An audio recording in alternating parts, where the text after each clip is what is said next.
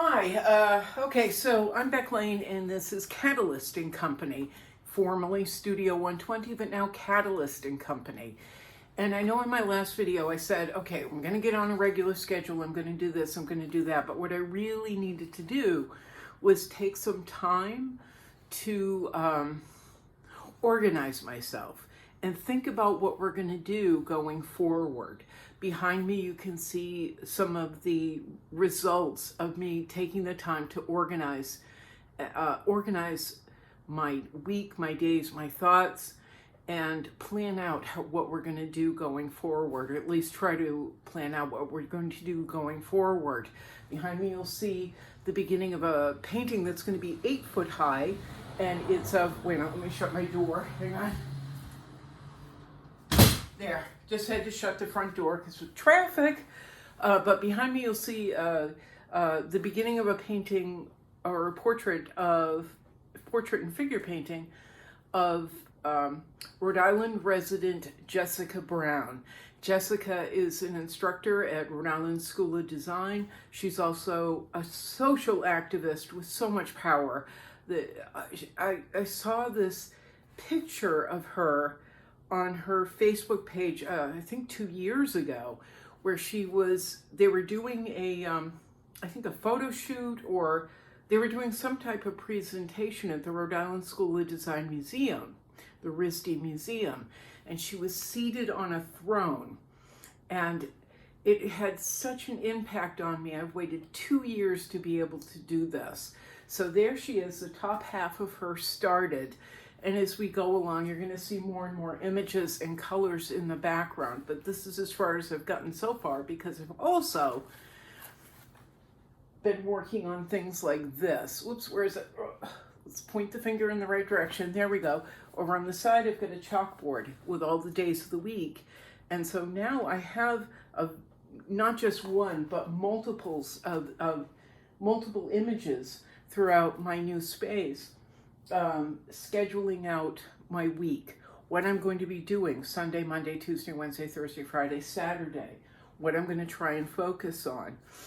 In one room, I've got it broken down even further of, what to really focus on, what to really think about in my day. And then I have more schedules as well. But I need that, and I feel so many of us do, especially after spending the last year to 18 months alone, and trying to rebuild ourselves as our own catalysts, as artists. Sometimes we just need that visual reminder. I know for me, I'll get up and I'll think, okay, I'm going to do this, this, and this, and then I get completely distracted, or I say, you know what, I'm going to go do errands, and then I'll come back and do this other thing. And before I know it, it's 2, 3 in the afternoon, and I'm, raking the front yard or doing anything. But what I should be doing to bring attention and focus to my art.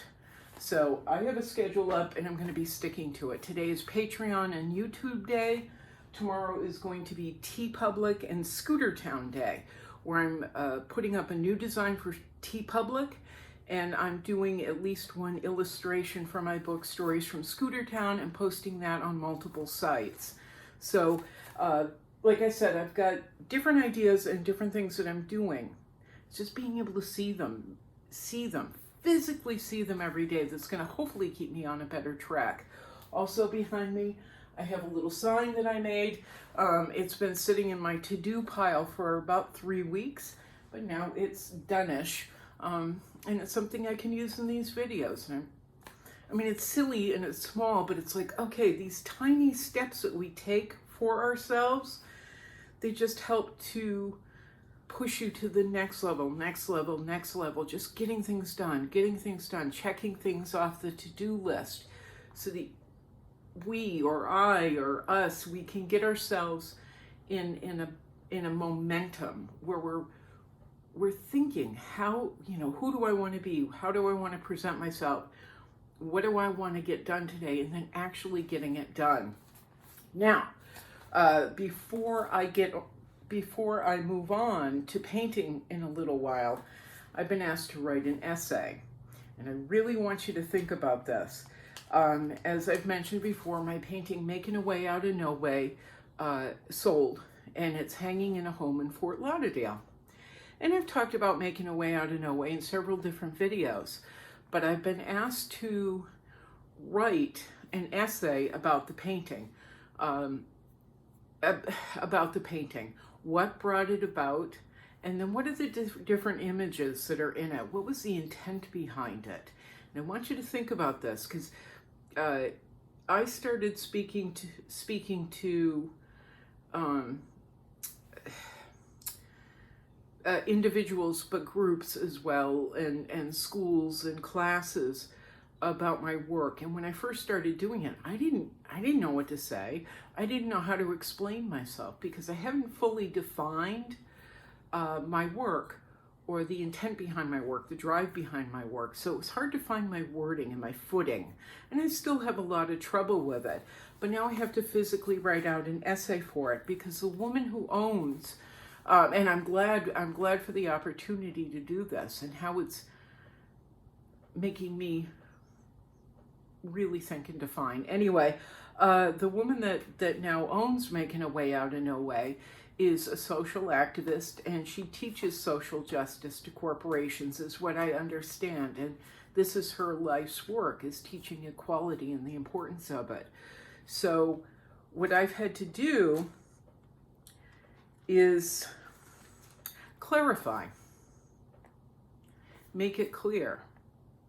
Why, who, what are the images? And it's kind of freeing, but I also know that it's going to help me to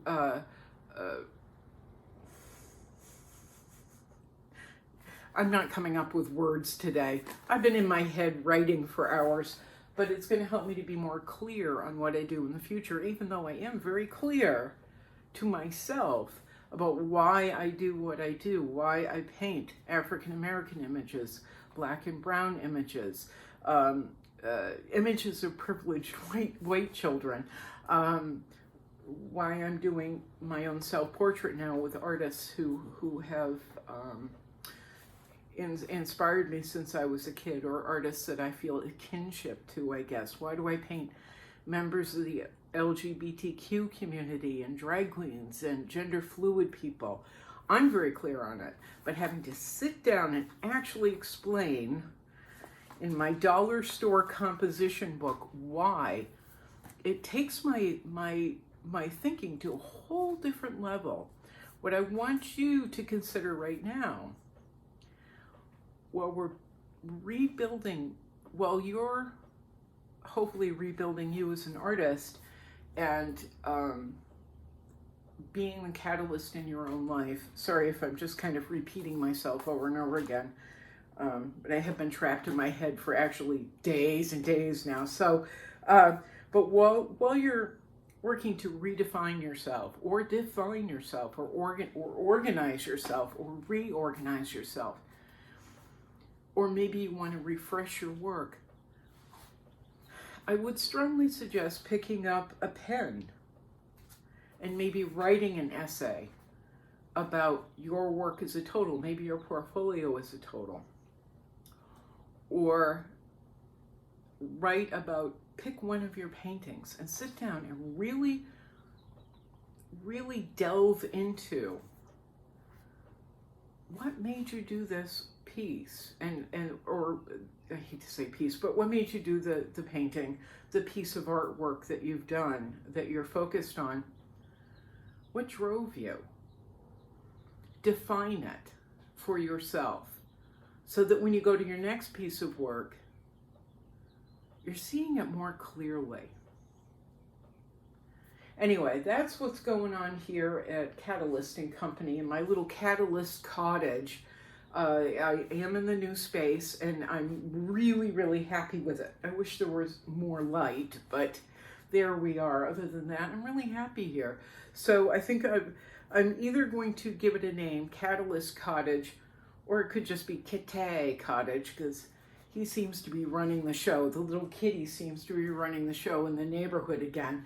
So I'm waffling between these two. We'll see what happens.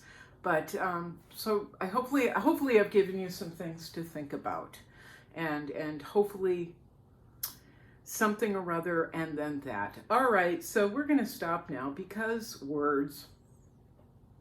And I got a lot to do. I got to get this out today. Got to get this typed up and out today, and I've got to get some painting done. So, ciao for now. Ciao, ciao. Ready, Carrie? Mirror, mirror, mirror. Boink.